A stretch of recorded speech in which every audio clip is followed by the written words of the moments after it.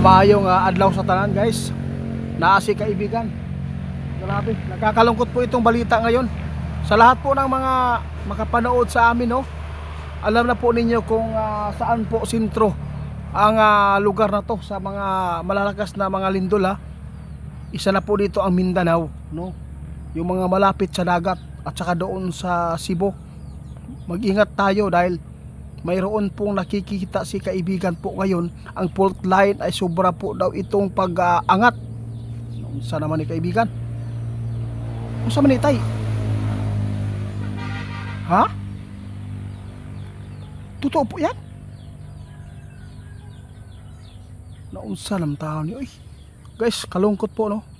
Bago lang po tayong tinamaan ng malakas na bagyo.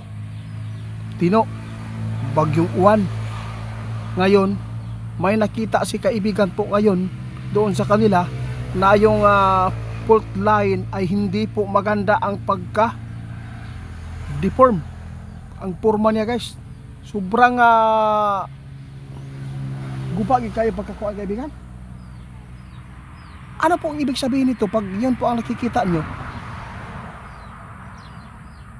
Lagi po niyong tandaan ngayon guys, yung ipinapaabot ng ating kaibigan, totoo talaga na mayroon pa talagang makasagupa ngayon na mga malalakas na lindol sa mga lugar na kung saan ito ay mata ng lindol.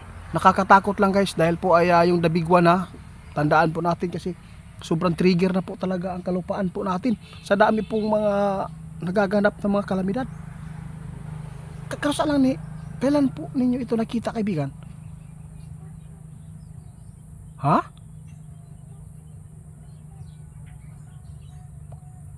Kanina pa daw guys, kaya ipinaabot kaagad ng kanilang hari sa tao ngayon. Sa lahat ng makapanood sa amin, no?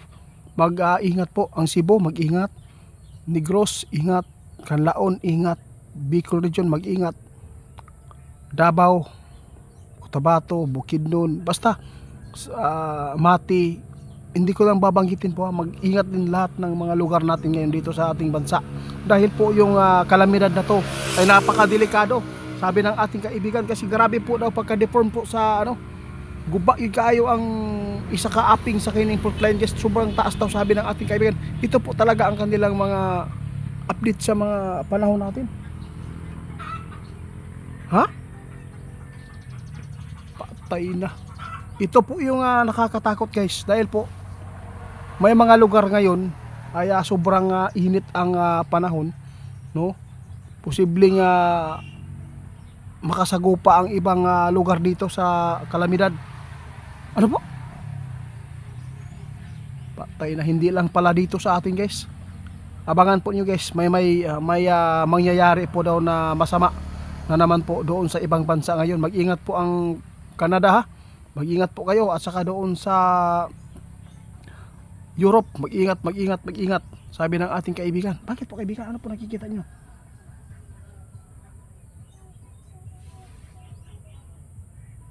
Patay na. Sige. Sa lahat po ng taga-ibang bansa daw, mag-ingat din po kayo ha. Kasi po, delikado din po ang inyong lugar sa mga tawag dito, yung lindol at saka yung hurricane ha. No, ingat kayo kasi sabi ng ating kaibigan sa ibang bansa nakikita din po nila, pero ang napaka-importante talaga na mapapaabotan nito yung taga rito dahil po ang Pilipinas ay isa po dito sa pinakadelikadong lugar sa lindol. Ayos nako. O sa pa may mga update ani kaibigan na makikita pa ninyo para na lang buo na lang ni tanan ba og paabot.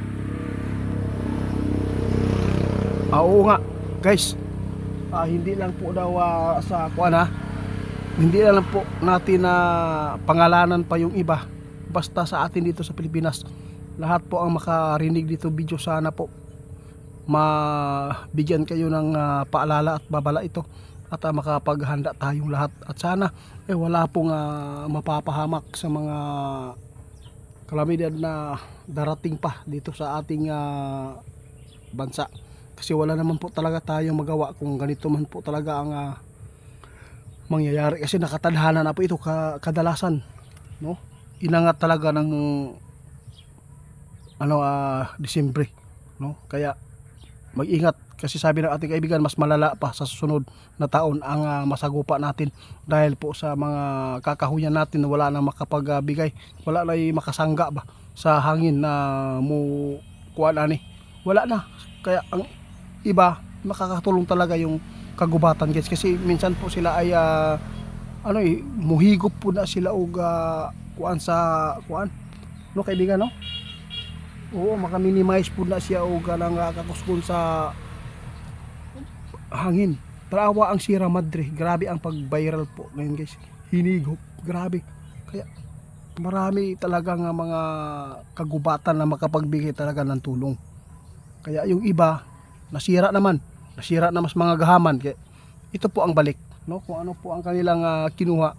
Mga tao na mga inosente ang nakakaawa. Kaya salamat sa mga nag-request sa amin dahil po ay napaabutan kayo ng mga maraming pagpapaabot. Kaya hanggang dito na lang muna guys. Maraming salamat. Mag-ingat po tayo sa lindol ngayon ha, kasi may mga lindol pa daw na masagupa ang mga lugar dito sa ating bansa.